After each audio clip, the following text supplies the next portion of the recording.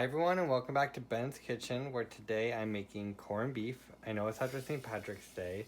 Sorry, that's just heating up. But I have wanted to make this for Ben's Kitchen since I made it from scratch last year. And so here are all the spices and herbs.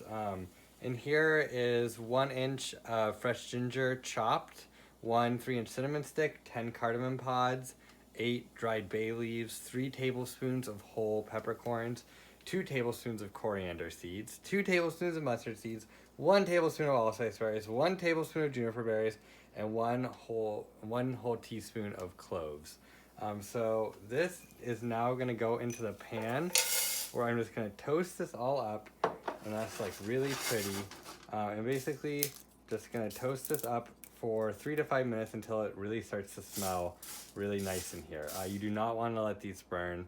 That will kind of ruin it and you'll have to start over again. So yeah, I'm just going to toast all of these and then I'll show you the next step. Basically, I toasted it so that all of these would kind of awaken, all the flavors would awaken and get better. That's kind of what toasting does. And now what I'm kind of doing is the recipe says to use a mortar and pestle and kind of crush this together or use a knife.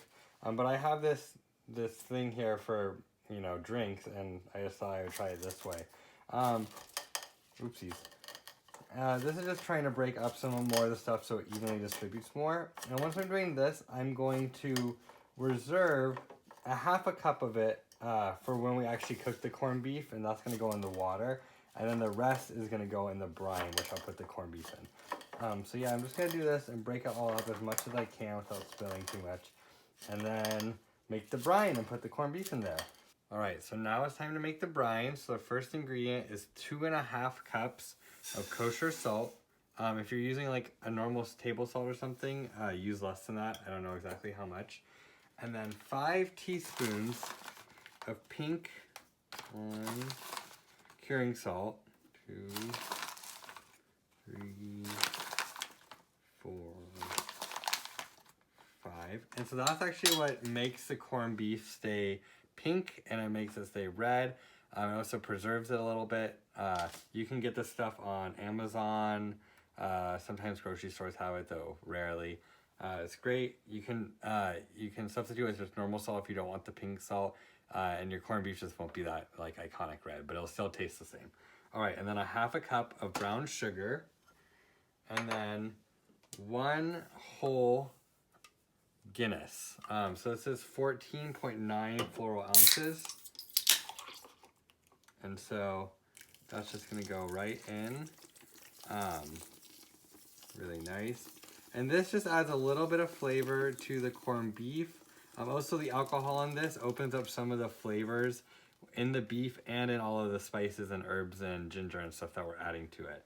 And then also in this, I'll be adding 1 gallon of water, so that's 16 cups. But I'm not going to show you that. Alright, so now the gallon of water is in there, again 16 cups, and it's frothy just because of the Guinness. And now I have 6 pounds of brisket, and so basically I have this in 3 pieces because it's hard to find 1 full brisket, and I also cut 1 piece to make it so it's like the same size so that when I do cook them they all the same, they cook the same at the same time. And so those are going to go in along with all of the spices. And so now that is it. Basically, I'm just going to mix those spices in, and then I'm going to cover this and put it in the refrigerator for 5 to 6 days. And you can turn it every day. Also note on the brisket, it has a fat cap on it. You want to keep that, but I scored it. I put a lot of holes in it with the knife just to make sure that the marinade can kind of go through it. It's not technically a marinade, it's a brine. So yeah, I'll see you in 5 to 6 days.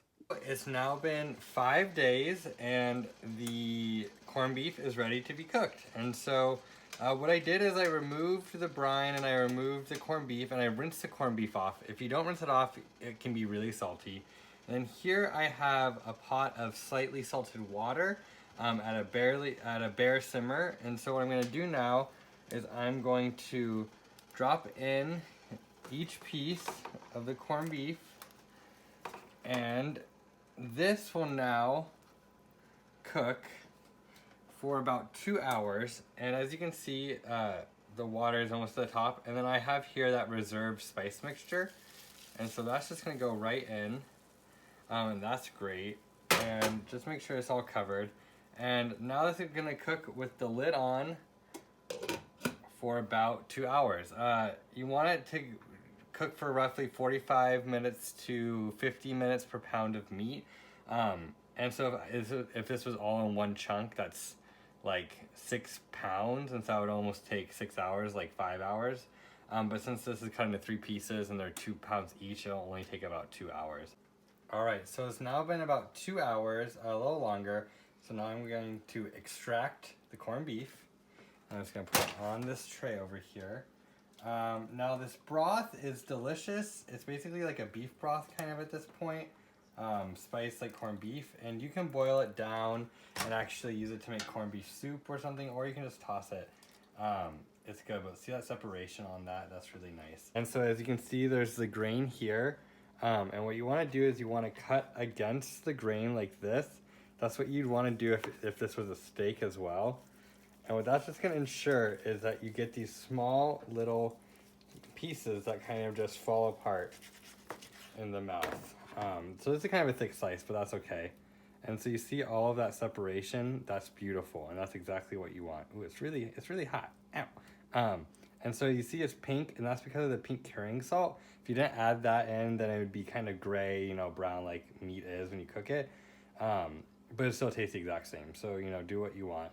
And so, yeah, that's it. I guess, you know, thanks for watching this episode of Ben's Kitchen, where I show you how to make corned beef. Also shout out to Bon Appetit and Brad Leone, who gave me most of this recipe. I altered it a little bit. And yeah, see you next time. Happy cooking.